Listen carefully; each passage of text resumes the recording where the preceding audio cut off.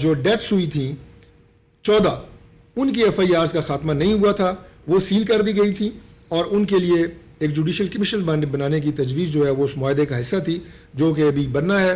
باقی 170 FIRs کا مکمل خاتمہ ہو چکا ہے. اس کے ساتھ ساتھ دوسری شک یہ تھی کہ جو ملازمین, جو سرکاری ملازمین ان مظاہرین میں شامل تھے اور سسپینڈ کر دیے گئے ہیں, انہیں بحال کر دیا جائے. وہ تمام سرکاری ملازمین جو ان مظاہروں میں شامل تھے اور وہ سسپینڈ کر دیے گئے تھے, وہ بحال کر دیے گئے ہیں. ان کا نوٹیفیکیشن بھی میرے پاس موجود ہے. تیسرے نمبر پہ یہ تھا کہ جو لوگ وہاں پہ جو ہلاکتیں ہوئی ہیں, ان کے جو قریبی عزیز ہیں یا ان کے بیٹے یا ان کے بھائی, ان کو ملازمت دے دی جائے. اس پہ بھی عمل درآمد ہو چکا ہے. اور اس میں میرے پاس جو نام ہے وہ اظہر صاحب ہیں جو فوت ہو گئے تھے. ان کی جو اہلیہ ہیں انہیں جو ملازمت کا نوٹیفیکیشن ہے نوکری کا وہ دے دیا گیا ہے. اس پہ بھی 100% عمل درآمد ہو گیا ہے. اس کے ساتھ ساتھ ایک ڈیمانڈ یہ تھی کہ جو منگلا ڈیم ریزنگ پروجیکٹس ہیں اس کے جو متاثرین ہیں ان کے جو بجلی کے بل ہیں انہیں معاف کر دیا جائے. وہ تمام بل جو ہے معاف کر دیے گئے ہیں. وہ نوٹیفیکیشن بھی میرے پاس موجود ہے. میں سب سے آخر میں آپ کو یہ نوٹیفیکیشن بھی دے دوں گا. اس کے ساتھ ساتھ اگلی ڈیمانڈ یہ تھی کہ ایک فیزیبلٹی اسٹڈی کی جائے جو کوٹا آزاد پتن روڈ ہے اور اس کے بعد سندھوتی ڈسٹرکٹ میں, اور اس کے ساتھ اس فیزیبلٹی اسٹڈی کے جو تمام ڈیٹیلز ہیں وہ بھی دی جائیں.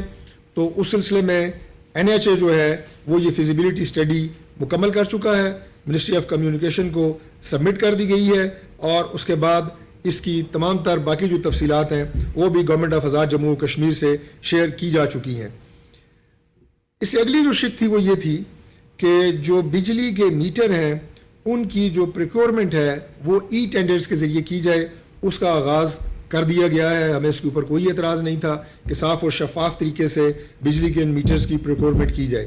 7ویں نمبر کے اوپر جو شک تھی اس میں یہ تھا کہ جو آٹے کی کوالٹی ہے وہ مناسب نہیں ہے. پیسکو سے بات کی جائے اور 50% آٹا لوکل ہو, 50% پیسکو سے لیا جائے تاکہ آٹے کی کوالٹی امپروو کی جائے. وہ شک بھی مکمل طور پہ اس پہ عمل درآمد ہو چکا ہے اور وہ معیار جو ہے وہ اب پہلے سے بہتر ہے. اس کے علاوہ جو 8ویں شک تھی اس میں یہ تھی کہ چونکہ وہاں پہ انٹرنیٹ کی جو فیسلٹیز ہیں جو کہ کبھی کبھی پاکستان میں بھی ہمیں ایشو آتا ہے, آزاد کشمیر میں یہ ایشو ہے, تو اس کے لیے ایک یونیورسل سروس فنڈ کمپنی جو ہے وہ بنائی جائے. اس کے لیے ہم نے جو CEO ہیں انٹرم ان کی اپوائنٹمنٹ کر دی ہے. اس کا لیگل فریم ورک سارا طے ہو چکا ہے اور اس پہ بھی 100% کام جو ہے وہ شروع ہو چکا ہے. اس کے بعد جو 9ویں نمبر کے اوپر ایک شک تھی وہ یہ تھی کہ گاربیج کلیکشن سسٹم وہ کچھ مظفر آباد میں آلریڈی موجود ہے. اس کے علاوہ 9 اضلاع میں PC1 اس کا بن چکا ہے, اس کا شروعات ہو چکی ہیں اور یہ 2.7 بلین کا پروجیکٹ ہے جس پہ کام اس وقت ہو رہا ہے. اس کے بعد یہ کہا گیا کہ جو لوکل گورنمنٹ کے قوانین ہیں ان میں تبدیلی کی جائے. اس کے لیے کیبنٹ کی اپروول ہو چکی ہے, منسٹرز کی ایک کمیٹی بنا دی گئی ہے اور آپ کی آزاد جموں و کشمیر گورنمنٹ اس کے اوپر بھی مکمل طور پہ اس کا عمل درآمد جو ہے وہ کر رہی ہے. پھر یہ کہا گیا کہ جو 5 KV کے جو ٹیرف ہے اس کی جو ہے وہ پرائیویٹ سکولز کے لیے اور اس کے علاوہ جو ہمارے وہاں پہ کچھ کمرشل یونٹس ہیں ان کے لیے اس پہ رعایت دی جائے. اس کا نوٹیفیکیشن بھی جاری ہو چکا ہے اور میرے پاس موجود ہے. 13ویں نمبر پہ یہ تھا کہ جو جوائنٹ ایکشن کمیٹی ہے یہ جو بجلی کے میٹر ان میں آلٹریشن اور بجلی کی چوری ہے اس میں مکمل تعاون کرے گی. اس کا میکانزم ابھی تک آپ کی طرف سے موصول نہیں ہوا. ہم منتظر ہیں کہ آپ کی یہ ایشورنس تھی کہ اس پہ آپ کی مکمل تعاون جو ہے وہ ہمیں حاصل ہوگا. اس کے علاوہ یہ تھا کہ scheduling of bank of Azad Jammu Kashmir with State Bank of Pakistan, اس کے اسٹیٹ بینک آف پاکستان سے بات ہو کے وہ ساری نوٹیفیکیشن جو نیسیسری تھی ہمارے اینڈ پہ وہ جاری ہو گئے ہیں اور اس میں بھی ہمیں نہ اس وقت اعتراض تھا اور نہ آج اعتراض ہے. اس کے علاوہ ایک اور ڈیمانڈ تھی وہ یہ تھی کہ 2 نئے فیڈرل بورڈز ان کا قیام عمل میں لایا جائے. 2 نئے فیڈرل بورڈز, ایک مظفر آباد اور ایک پونچھ ڈویژن کا, ان کا قیام عمل میں آ چکا ہے. جو میرپور بورڈ ہے اس کے پاس تمام وہ ایسیٹس ہیں, ان کی تقسیم کا عمل اس وقت جاری ہے. وہ دونوں بورڈز نوٹیفائی ہو گئے ہیں اور وہ ان کا قیام عمل میں آ چکا ہے. اس کے علاوہ جو میرپور ڈسٹرکٹ میں جو ایکسٹینڈیڈ فیملیز ہیں اور منگلا ڈیم ریزنگ پروجیکٹ سے جو متاثر ہوئی ہیں ان کے لیے الاٹمنٹ لیٹرز کی بات کی گئی تھی, اس کا اجرا بھی شروع ہو چکا ہے۔ لوکل گورنمنٹ ایکٹ کے حوالے سے میں بڑی تفصیل سے بات آپ سے کر چکا ہوں، اس کے لیے آرڈیننس جاری ہو چکا ہے۔ ایک اور ڈیمانڈ جو میں سمجھتا ہوں کہ بہت امپورٹنٹ ڈیمانڈ تھی وہ یہ تھی کہ ہیلتھ کارڈ کا اجرا کیا جائے۔ اس سلسلے میں آپ سب جانتے ہیں کہ پرائم منسٹر آف پاکستان نے اس کا اجرا کر دیا ہے، اور آزاد کشمیر کے لیے، اسلام آباد کے لیے اور گلگت بلتستان کے لیے ایک ہی دن وہ کارڈز ان کا اجرا ہو چکا ہے، اور اس وقت وہ نافذ العمل ہیں، لہٰذا اس سلسلے میں بھی کوئی چیز بقایا نہیں ہے۔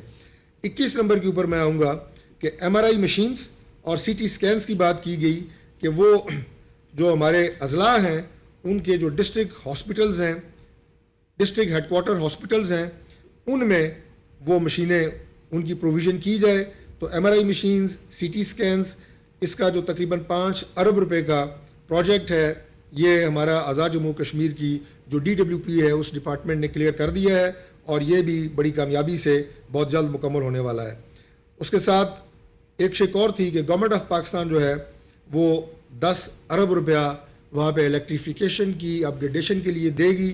یہ 10 ارب روپے کی amount P S D P 2026-27 میں مختص کر دی گئی ہے، اور اسے انشاءاللہ تعالی وہاں پہ جتنی بھی الیکٹریفیکیشن کے جو وہاں پہ مسائل ہیں وہ انشاءاللہ تعالی حل ہو جائیں گے۔ ایک اور بڑی اہم بات تھی جو کہ یقیناً کسی بھی پرتشدد جو ہجوم ہوتا ہے اس کے کہنے کے اوپر کسی بھی ریاست کی کابینہ کی تعداد کا فیصلہ نہیں کیا جاتا، لیکن ان کی ایک ڈیمانڈ تھی کہ جو کابینہ کے ممبران ہیں ان کی تعداد کم کی جائے۔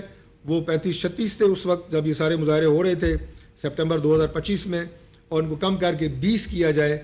ان کی یہ ڈیمانڈ بھی مکمل طور پہ پوری ہو چکی ہے۔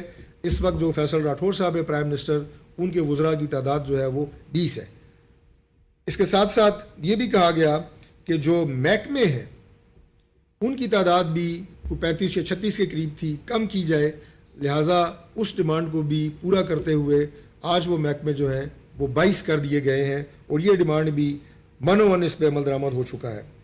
اس کے علاوہ ایک اور ڈیمانڈ تھی کہ احتساب بیورو اور اینٹی کرپشن کو مرج کیا جائے، اور اس کے ساتھ جو نیب آرڈیننس ہے پاکستان کا اس کو اس سے ہم آہنگ کیا جائے۔ یہ آرڈیننس بھی جاری ہو چکا ہے، اس کی کاپی بھی میرے پاس موجود ہے، میں سب سے آخر میں اس کو بھی آپ کے سامنے پریزنٹ کر دوں گا۔ اس کے علاوہ ایک اور ڈیمانڈ تھی کہ گورنمنٹ آف پاکستان وہ ایک فیزیبلٹی اسٹڈی کرے 2 ٹنلز بنانے کی، ایک کوڑی کمسار 3.7 کلومیٹر اور ایک چپلانی یہ جو ہے تقریباً آدھا کلومیٹر، یہ نیلم ویلی روڈ جو ہے آزاد کشمیر، اس کے اوپر یہ 2 پروجیکٹ ہیں، اور اس کی بھی این ایچ اے نے تمام فیزیبلٹی ابھی بنا رہے ہیں، اور انشاءاللہ تعالی جیسے یہ مکمل ہوگی یہ بھی اپنی جو تکمیل کے آخری مراحل ہیں اس پروجیکٹ کی، یعنی شروع ہوگا ظاہر ہے اس پروجیکٹ کی جتنی فیزیبلٹی ہے اس کی تکمیل کے جو آخری مراحل ہیں وہ اس میں پہنچ جائیں گے۔ اس اگلی کلاس کے اوپر آتے ہیں، وہ تھی میرپور ایئرپورٹ کے حوالے سے۔ میں آپ کو یہ عرض کر دوں کہ میرپور ایئرپورٹ کے حوالے سے جو جوائنٹ ایکشن کمیٹی کی یہ کال تھی لانگ مارچ کی، اس سے پہلے پرائم منسٹر آف پاکستان نے ہدایات جاری کی ہوئی ہیں کہ میرپور پہ ایئرپورٹ کو فعال بنایا جائے۔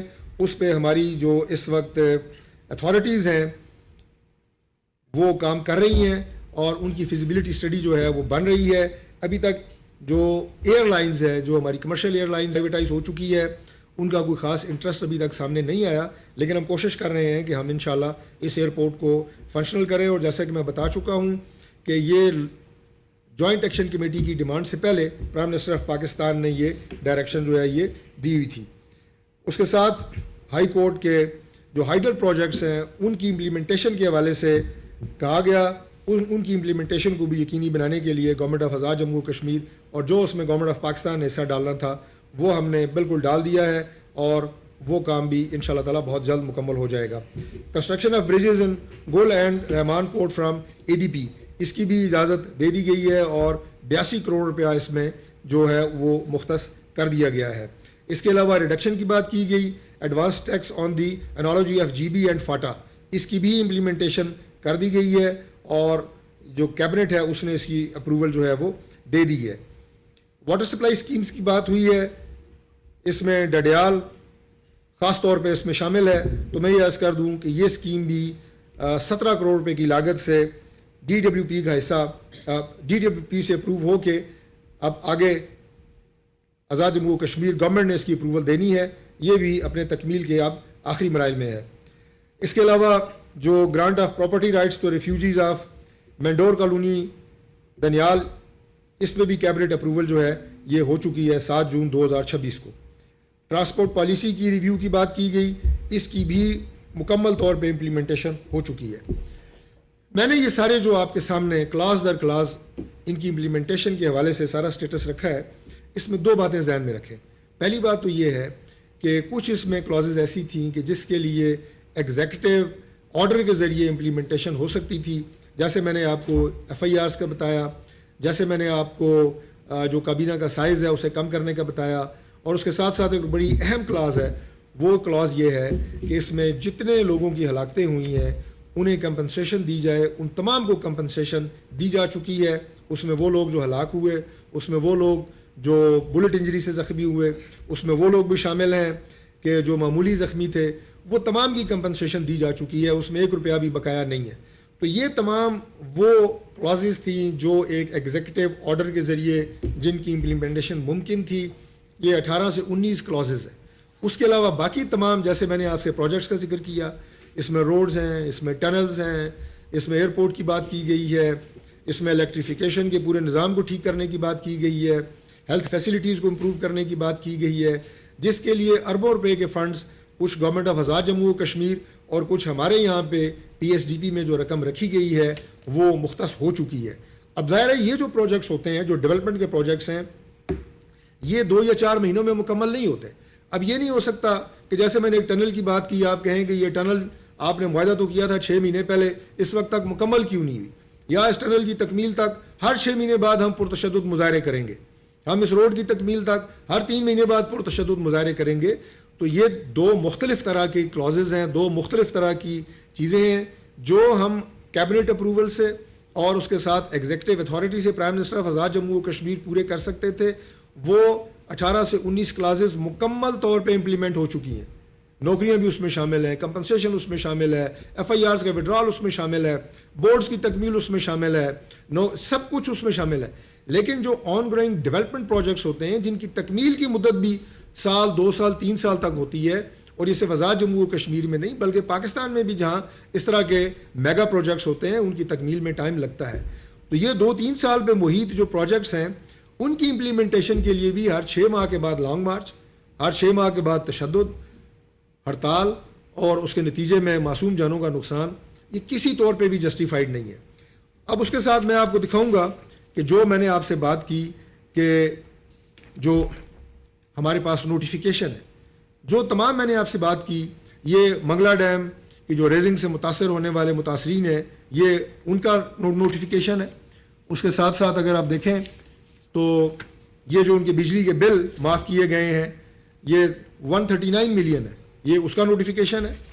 اس کے علاوہ جو میں نے آپ سے کمپنسیشن کی بات کی ہے کہ تمام ہلاک شدگان، تمام زخمی، ان سب پوری فہرستیں موجود ہیں کہ کون کہاں سے تھا، کس کی زخم کی نوعیت کیا تھی، یا جو باعث افسوس ہے لیکن اپنی جان سے جو ہاتھ دھو بیٹھے، تمام کی تفصیلات ہمارے پاس موجود ہیں۔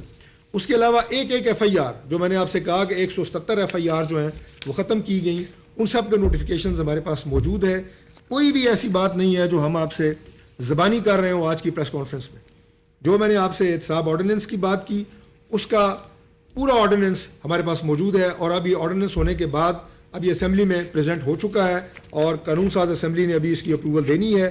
اس کے ساتھ باقی جتنے بھی نکات کی میں نے آپ سے بات کی ہے، فیزیبلٹی اسٹڈیز ہوں، ان کے PC1s ہوں، ایک ایک چیز جو ہے میرے پاس موجود ہے۔ وقت کی قلت ہوتی ہے ظاہر ہے، ورنہ میں ایک ایک کلاز ایک اپنے تاریخ وائز میں آپ کے سامنے رکھ کے پڑھ سکتا ہوں۔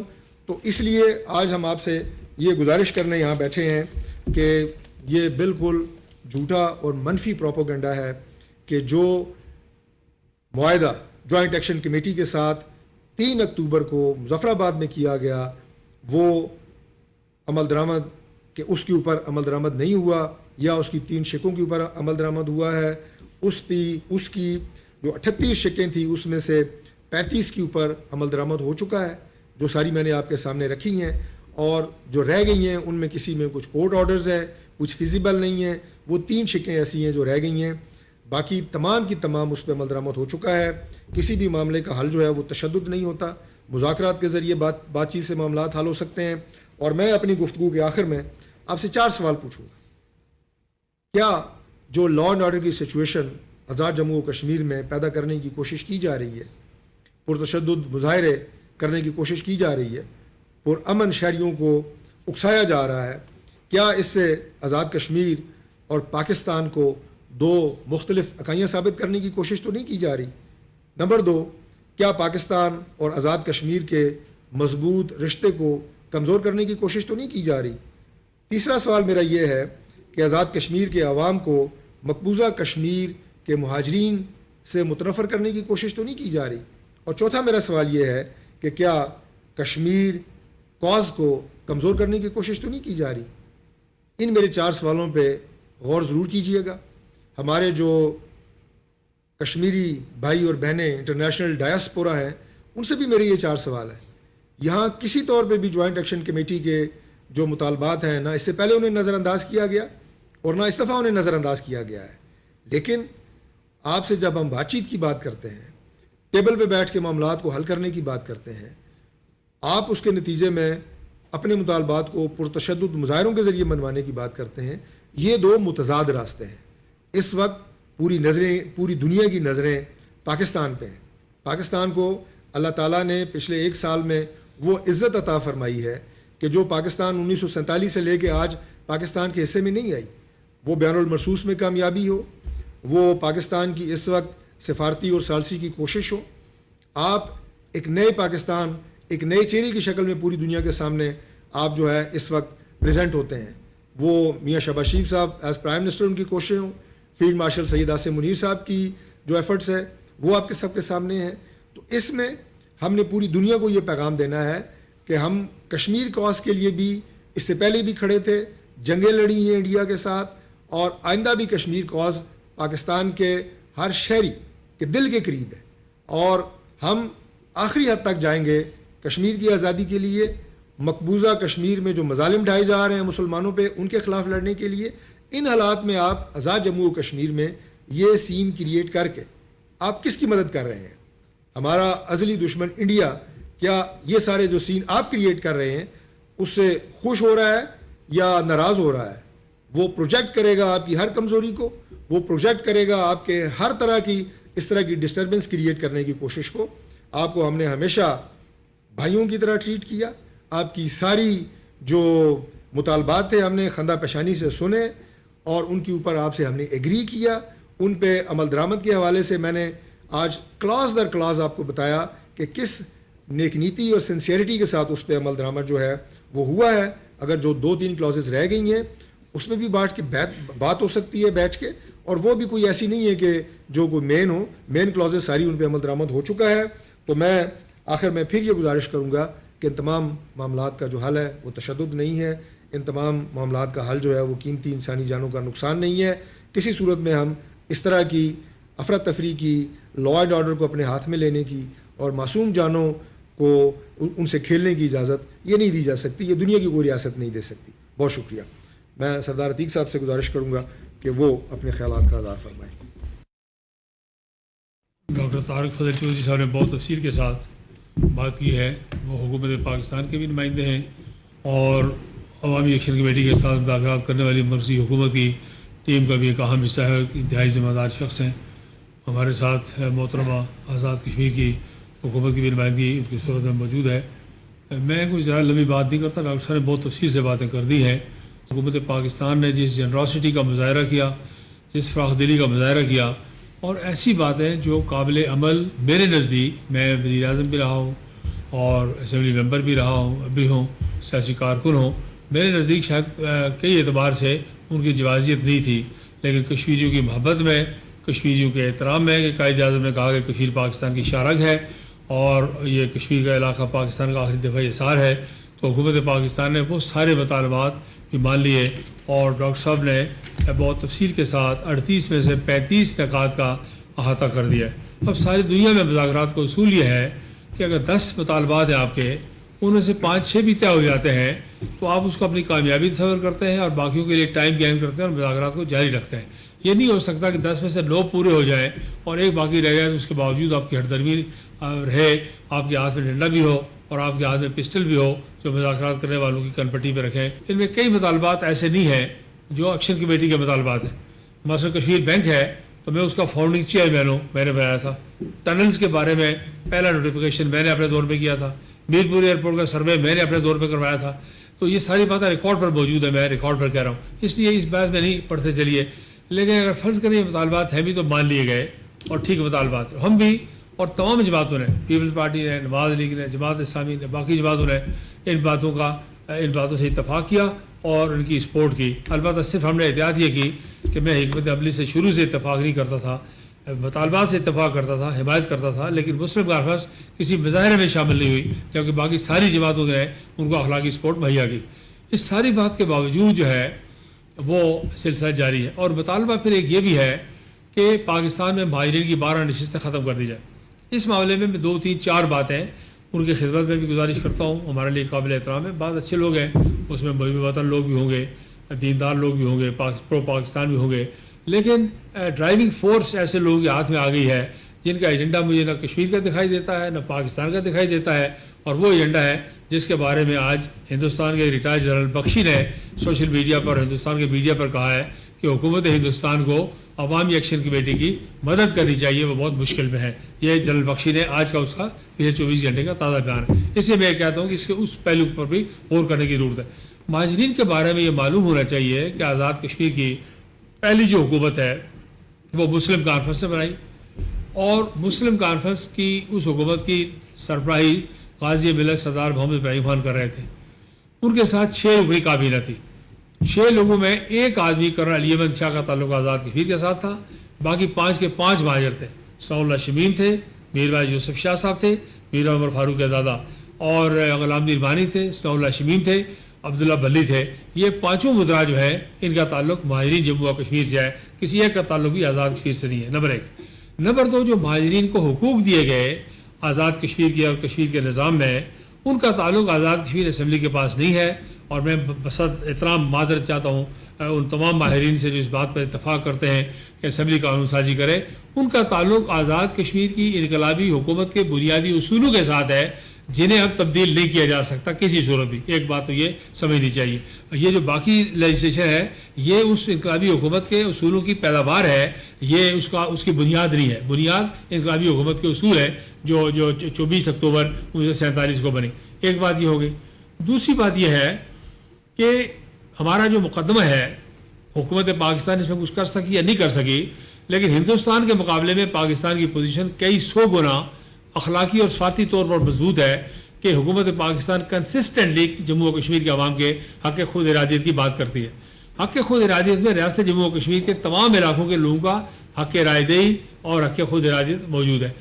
جس وقت آپ internal right of self determination کو ڈینائی کرتے ہیں، اس وقت آپ ساتھ ہی international right of self determination کی بات نہیں بین الاقوامی قانون کے تحت کر سکتے کہ ایک طبقے کو آپ یہاں ووٹ دینے کے حق سے محروم کرتے ہیں اور کشمیریوں کے حق خود ارادیت کی آپ بات کرتے ہیں، یہ ممکن نہیں ہے۔ یہ پہلو بھی سامنے رکھنا چاہیے۔ پھر یہ ہے کہ یہ مہاجرین کون ہیں؟ یہ مہاجرین وہ ہیں جن کے عزیز و اقارب 6 لاکھ کی تعداد میں شہید ہوئے۔ یہ مہاجرین کون ہیں؟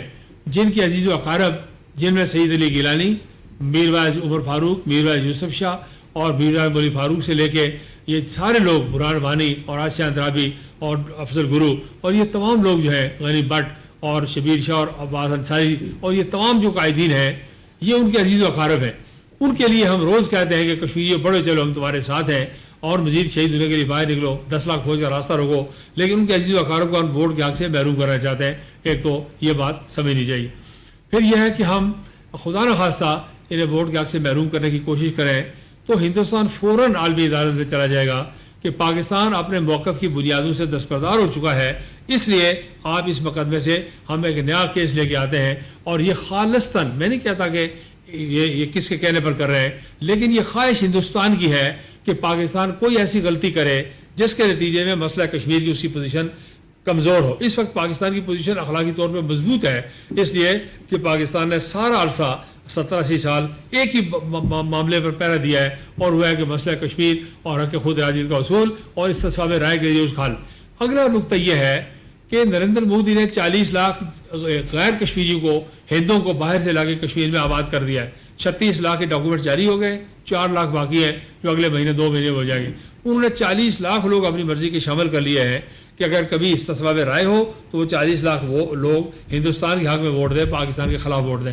ہم ان مہاجرین کے بارے میں 2 زیادتیاں کر رہے ہیں. ایک یہ ہے کہ مہاجرین 4.5 سے لے کے 5.5 لاکھ کی تعداد میں مہاجر ہو کر آئے تھے 47 اور 48 میں. تو جس تناسب سے پاکستان کی، ہندوستان کی، جموں و کشمیر کی آبادی بڑی ہے، اسی تناسب سے اس کا اندازہ لگانا چاہیے. اس تناسب کے تحت ان کی آبادی 45 اور 50 لاکھ کے درمیان ہے. اگر ہم ڈیٹا بیس نہیں کر سکے، ان کو رجسٹر نہیں کر سکے، تو ہماری انتظامی نااہلی ہے، مہاجرین کو اس کی سزا نہیں دینی چاہیے.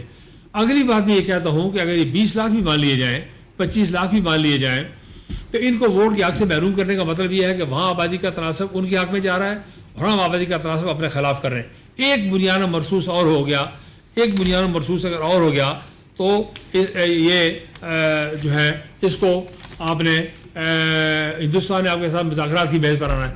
جب مذاکرات کی بیس پر آئیں گے تو رائے شماری کی بات کریں گے. رائے شماری کی بات کریں تو آپ سے کہیں گے کہ آپ نے ان لوگوں کو بھی فارغ کر دیا، ان کو بھی فارغ کر دیا، تو یہ آزاد کشمیر کا ووٹ ہو، مہاجرین کا ووٹ ہو، گلگت بلتستان کا 15-16 لاکھ ووٹ ہو، کشمیری تارکین وطن کا ووٹ ہو، تمام ووٹ جو ریاست جموں و کشمیر کے باشندے ہیں، وہ ریاست جو 13 اگست 1947 رات 12 بجے تک موجود تھی، اس ریاست کے کسی باشندے کو استصواب رائے سے باہر نہیں رکھا جا سکتا. آج اللہ کا شکر ہے کہ میں یہ کہتا ہوں کہ ان لوگوں کی غالب ترین اکثریت آج جو ہے وہ پاکستان کے ساتھ کھڑی ہے اور استصواب رائے میں وہ پاکستان کا ساتھ دے گی. اور آخری بات میں یہ کہتا ہوں کہ ٹائمنگز دیکھیے کہ جیسے ڈاکٹر صاحب نے ذکر کیا ہے، جیسے ڈاکٹر صاحب نے کہا کہ اس وقت پاکستان کی پوزیشن سفارتی اعتبار سے، اخلاقی اعتبار سے دنیا میں کہاں پہنچی ہوئی ہے. اس وقت ساری دنیا پاکستان کی معترف ہے، کردار کی تعریف کر رہی ہے. اس لیے ساری بات کو اس تناظر میں دیکھنے کی ضرورت ہے. میں حکومت پاکستان کا، ان کی مذاکراتی ٹیم کا، ڈاکٹر صاحب کا شکریہ ادا کرتا ہوں. پیپلز پارٹی کی آزاد کشمیر کی حکومت کا شکریہ ادا کرتا ہوں کہ انہوں نے اسٹیٹ کی ریٹ بحال کرنے کے لیے فیصل راٹھور صاحب کی حکومت نے اور بڑی جاندار اقدام کیا ہے، اسٹیپ اٹھایا ہے. اور اس کے پیچھے اے پی سی کی بیکنگ ہے، اسمبلی کی بیکنگ ہے، اور اب سپریم کورٹ کی ورڈکٹ بھی آپ کے سامنے ہے. تو میں اسی بار آپ کا شکریہ ادا کرتا ہوں اور یہ کہنا چاہتا ہوں کہ مہاجرین کو جب تک مسئلہ کشمیر حل نہیں ہو جاتا، اکثر چین میں بھی آپ نے ایوب خان نے اور چوئن لائن میں جو سائنو پاک ٹریٹی سائن کی ہے، اسی کلاس 5 بھی یہ کہہ دیا ہے کہ اس علاقے کا اکثر چین کا فیصلہ بھی کشمیری قیادت مسئلہ کشمیر کے حل کے ساتھ کرے گی. تو ریاست کشمیر کا کسی حصے پر اور کسی حصے کے باشندوں پر مسئلہ کشمیر کے حتمی حل پر کوئی کمپرومائز نہیں کیا جا سکتا. بہت شکریہ.